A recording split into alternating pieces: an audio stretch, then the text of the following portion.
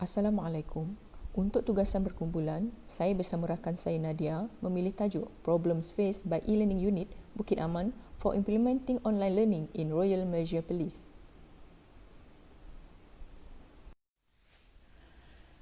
Sebelum itu, saya akan menerangkan tentang pengenalan unit e-pembelajaran Bukit Aman. Objektif penubuhan unit ini adalah untuk mentransformasikan pembelajaran secara tradisional kepada pembelajaran atas talian dalam kalangan warga PDRM. Sebelum era teknologi maklumat diperkenalkan, kita menimba ilmu dengan guru secara berdepan dalam kelas. Begitu juga dengan PDRM, di mana pegawai, anggota dan pegawai awam perlu menghadiri kursus di luar formasi masing-masing untuk beberapa hari. Kos yang diperlukan untuk penyediaan tempat tinggal dan makan minum sepanjang tempoh kursus agak tinggi mengikut jumlah peserta dan tempoh kursus. Namun, selepas era teknologi maklumat berkembang dengan pesat, pembelajaran secara atas talian telah diperkenalkan. Kita hanya memerlukan komputer atau telefon bimbit yang mempunyai talian internet untuk melayari laman web pembelajaran atas talian. Ini dapat menjimatkan masa dan kos. Kita tidak perlu ke kelas dan belajar secara berdepan dengan guru. Semua bahan pembelajaran dimuat naik dalam talian. Kos juga dapat dikurangkan dari segi persediaan tempat, makan minum dan penggunaan kertas. Selain itu, objektif unit e-pembelajaran Bukit Aman adalah membudayakan pembelajaran secara bersendirian dalam kalangan warga PDRM. Hanya buka komputer atau telefon bimbit di mana-mana atau pada bila-bila masa.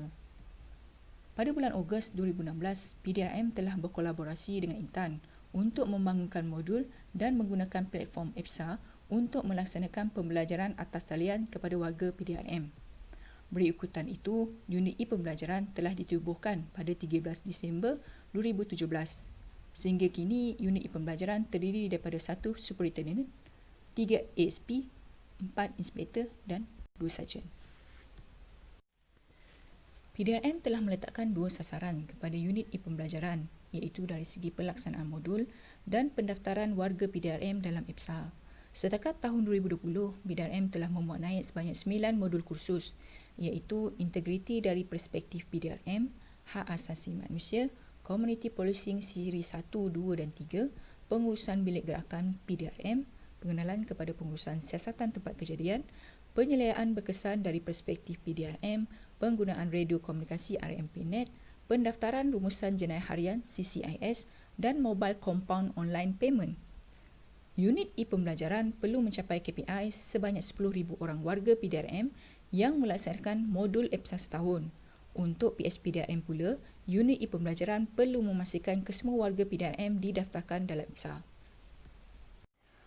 Terdapat beberapa masalah yang dihadapi oleh unit e-pembelajaran untuk melaksanakan pembelajaran atas talian dalam kalangan warga PDRM. Isu yang selalu dihadapi adalah pendaftaran EPSA, kemahiran digital, isu teknikal, pengurusan masa dan motivasi pengguna. Isu yang pertama adalah isu pendaftaran EPSA. Sebelum pendaftaran dapat dilakukan, pihak unit e-pembelajaran akan mengeluarkan memo kepada semua pegawai latihan di setiap jabatan Bukit Aman, kontijen dan institusi latihan bagi menyediakan senarai pegawai, anggota dan pegawai awam masing-masing mengikut format yang telah ditetapkan. Tempoh untuk menghantar senarai tersebut adalah selama sebulan. Namun, masih terdapat jabatan, kontijen dan institusi latihan yang tidak menghantar senarai tersebut sehingga pihak unit e-pembelajaran perlu berhubung dengan mereka beberapa kali. Terdapat juga senarai yang diterima tidak mengikut format yang telah ditetapkan. Senarai tersebut terpaksa dikembalikan dan perlu diubah mengikut format. Ini menyebabkan kelewatan pendaftaran. Selepas kesemua maklumat dikumpul, maklumat tersebut akan diserahkan kepada pihak Intan untuk didaftarkan di dalam EPSA. Isu kedua adalah kemahiran digital. Selepas pendaftaran, semua warga PDRM yang telah didaftar perlu melaksanakan modul kursus di dalam EPSA. Masalah yang dihadapi adalah terdapat sebilangan warga PDRM yang kurang mahir, terutamanya golongan yang berusia. Ada yang mempunyai telefon bimbit yang mempunyai talian internet tetapi tidak pandai memasuki laman web EPSA. Isu yang ketiga adalah isu teknikal. Unit e-pembelajaran menghadapi masalah apabila pelaksanaan modul dilaksanakan di institusi latihan oleh para pelatih yang sedang menjalani latihan. Kekurangan kemudahan komputer serta talian internet yang kurang baik menyebabkan mereka perlu dipecahkan kepada beberapa sesi untuk melaksanakan modul. Terdapat juga sebilangan warga PDRM yang terlupa kata laluan untuk masuk ke pautan EPSA. Unit e-pembelajaran perlu bersedia dengan komputer atau telefon bimbit untuk membantu mereset kata laluan. Talian internet turut mempengaruhi pelaksanaan modul EBSA. Ada kalanya talian internet lambat dan menyebabkan warga PDRM tidak dapat membuka laman web EBSA. Unit e-pembelajaran juga tidak mempunyai makmal sendiri bagi membangunkan modul. Permohonan bajet bagi pembinaan makmal telah dibuat namun belum mendapat kelulusan. Ini memberi kesan kepada kelancaran pembangunan modul PDRM. Isu yang keempat adalah pengurusan masa. Kebanyakan pegawai dan anggota bekerja di lapangan dan mengikut shift. Mereka perlu bijak mencari masa terluang untuk melaksanakan modul EBSA. Perlu membahagikan masa untuk bekerja, keluarga dan melaksanakan modul. Pelaksanaan modul PDRM dalam EBSA adalah satu kewajipan bagi setiap pegawai, anggota dan pegawai awam. Motivasi diri. Mereka perlu memotivasikan diri sendiri bagi melaksanakan modul secara atas talian ini. Kekangan masa, kemahiran teknologi serta talian internet yang lambat menyebabkan keinginan untuk belajar secara atas talian dan melaksanakan modul berkurangan. Bagi mengatasi setiap isu tersebut, unit e-pembelajaran telah melakukan beberapa kaedah. Yang pertama adalah peringatan. Unit e-pembelajaran akan memberi peringatan kepada pegawai latihan bagi setiap jabatan, kontijen dan institusi latihan bagi pendaftaran dan pelaksanaan modul. Jika ada yang masih tidak menghantar senarai pendaftaran dan pelaksanaan modul pada masa yang ditetapkan, akan diberikan memo peringatan. Yang kedua adalah bantuan secara personal. Mana-mana pegawai, anggota dan pegawai awam PDRM yang menghadapi masalah untuk masuk ke laman web EBSA atau terlupa kata laluan akan dibantu. Pihak unit e-pembelajaran akan sentiasa bersedia menukar kata laluan, membantu pada bila-bila masa dan di mana-mana melalui telefon dan email. Yang ketiga adalah masa terluang. Pegawai, anggota dan pegawai awam PDRM boleh melayari EBSA sama ada pada waktu siang atau malam. Mereka tidak perlu menghadiri kursus secara fizikal lagi. Mereka boleh memilih masa sendiri tanpa gangguan sama ada di luar waktu kerja atau pada hujung minggu. Dan yang terakhir adalah modul interaktif. Unit e-pembelajaran telah melantik subject matters expert dari setiap jabatan bagi membangunkan modul-modul PDRM. Kandungan modul diperolehi dari jabatan masing-masing. Modul yang dibangunkan bukan hanya mengandungi teks dan imej, tetapi juga audio dan video bagi memberi kefahaman serta menarik minat peserta melaksanakan modul. Di akhir modul, terdapat beberapa soalan berkaitan modul yang perlu dijawab bagi menguji kefahaman peserta selepas melaksanakan modul tersebut. Kemudian, mereka akan mendapat sijil yang mengesahkan mereka telah tamat melaksanakan modul tersebut.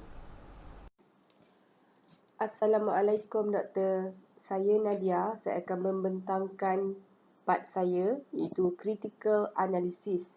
Dalam Critical Analysis ini, saya fokus dalam tajuk Human Communication iaitu Effective Listening, Conflict Management dan Traditional Network Communication. Effective listening atau keberkesanan mendengar adalah kemahiran yang sangat bernilai dalam dan luar organisasi. Dalam PDRM, ia diaplikasikan sebagai mod arahan yang paling digunakan oleh pegawai polis untuk mengemukakan maklumat kepada penjawab awam. Ia juga merupakan satu-satunya cara pegawai polis membentangkan maklumat semasa proses menyelesaikan isu-isu yang berkaitan e-pembelajaran. Sebagai contoh, mesyuarat diadakan dengan pegawai latihan di setiap jabatan, kontingen, institusi latihan untuk menjelaskan prestasi anggota yang berdaftar dan pelaksanaan modul sama ada ia berhasil ataupun tidak. Kemudian, anggota yang terlibat akan memberitahu pegawai latihan apa sahaja masalah yang mereka hadapi.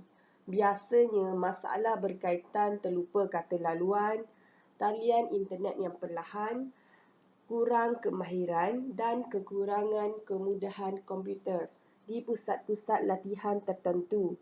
Oleh sebab itu, PDRM telah menyediakan talian khas untuk semua kaki tangan yang menghadapi masalah mengakses e-pembelajaran. Dalam pada masa yang sama juga, PDRM juga ada menerima email dan WhatsApp untuk meminta tetapan semula kata laluan untuk melaksanakan model ini. Hal ini menunjukkan PDRM amat mendengar masalah anggotanya. Okey, kita pergi pula dekat conflict management atau pengurusan konflik. Konflik adalah sesuatu yang berlaku apabila seseorang mendapatkan maklumat yang tak serasi dengan orang lain. Konflik timbul setiap kali individu mempunyai nilai, pendapat, keperluan atau minat berbeza dan tidak dapat mencari jalan tengah. Konflik didefinisikan sebagai pertembungan antara individu yang timbul dari segi perbezaan sikap, proses pemikiran, pemahaman dan minat keperluan, bahkan kadang-kadang persepsi.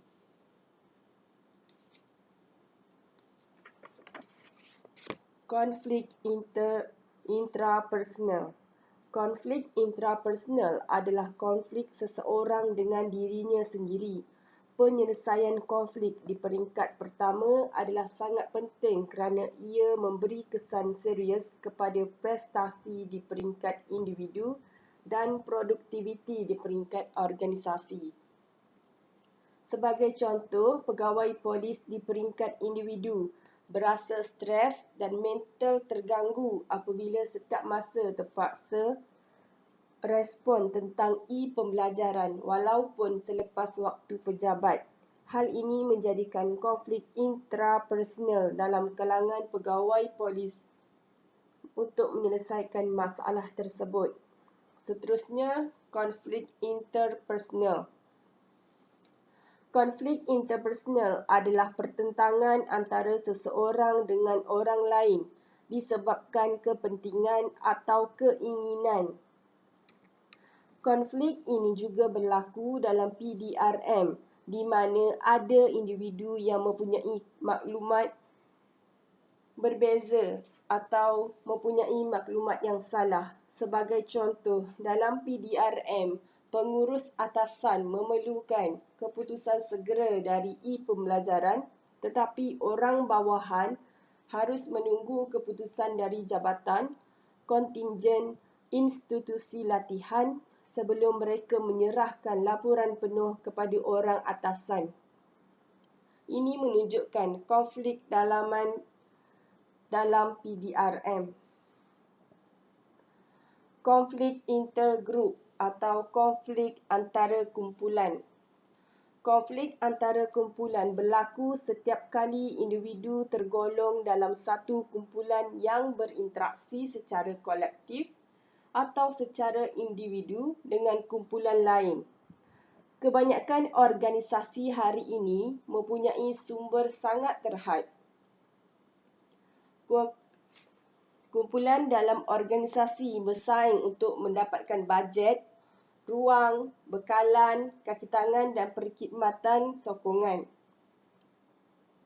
Kumpulan ini dapat mengaktifkan strategi persaingan untuk mencapai identiti sosial yang positif dan menyelesaikan konflik yang dikenal pasti. Sebagai contoh, konflik antara kumpulan dengan pihak intan atau Institut Tadbiran Awam Negara. Jika PDRM ingin menggunakan kemudahan makmal dengan perisian yang jelas, pihak PDRM perlu membuat permohonan terlebih dahulu kerana jadual akan ditetapkan oleh intan. Kerana kementerian lain juga berkongsi makmal tersebut. Bukan itu sahaja, jika mereka ingin memuat naik modul, perlu mendapatkan persetujuan dari intan. Intan akan menyemak modul tersebut sama ada memenuhi kehendak mereka atau tidak. Sekiranya tidak, PDRM perlu menukar modul mengikut spesifikasi intan. Sebagai contoh, penggunaan ayat mestilah melalui Kamus Dewan Bahasa dan Pustaka, manakala penggunaan gambar sekiranya ada hak cipta tidak boleh digunakan dan hanya boleh menggunakan gambar yang umum sahaja. Konflik intragrup. Konflik antara ahli sesuatu kumpulan. Konflik boleh dilihat sebagai memudaratkan fungsi dan prestasi kumpulan kerana ia berkuat kuasa yang boleh mengganggu proses kumpulan, merosakkan keputusan dan menghalang kreativiti dan prestasi. Apabila kumpulan kerja mengalami konflik, ahli kumpulan boleh terlibat dalam menyelesaikan atau melawan konflik daripada mengganggu prestasi tugas.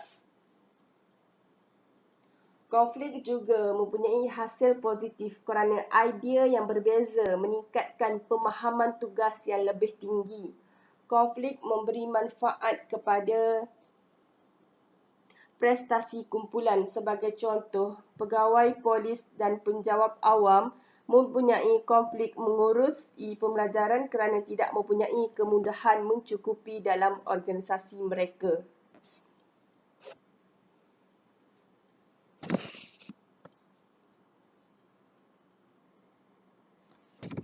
Komunikasi rangkaian tradisional.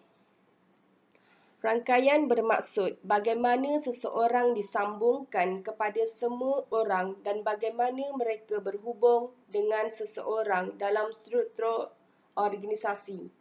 Maklumat dalam organisasi boleh mengalir melalui sistem berlakunya aliran bebas. Dalam rangkaian Y, aliran komunikasi menyerupai huruf Y terbalik, di mana maklumat mengalir ke atas dan ke bawah melalui hierarki, melebarkan untuk merangkumi bilangan pekerja yang melaporkan kepada penyedia. Dalam rangkaian Y, di bahagian tengah biasanya menjadi orang tengah dalam rangkaian. Ini adalah variasi daripada mesej rantaian yang bergerak secara menegak antara orang bawahan dengan atasan dalam hierarki. Rangkaian Y boleh didefinisikan sebagai komunikasi rangkaian tradisional kerana komunikasi bermula dari atas ke bawah seperti CEO hingga bawahan dan berpecah kepada dua penerima.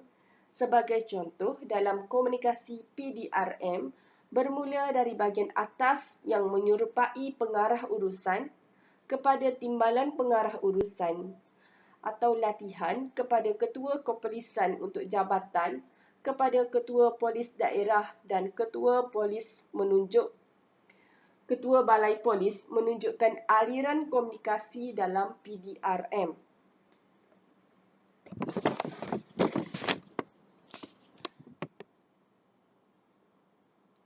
Kesimpulannya, dalam era teknologi maklumat dan komunikasi sekarang, pembelajaran dalam talian adalah kaedah menyampaikan pengetahuan tanpa perlu menghadiri kelas dan bertemu guru.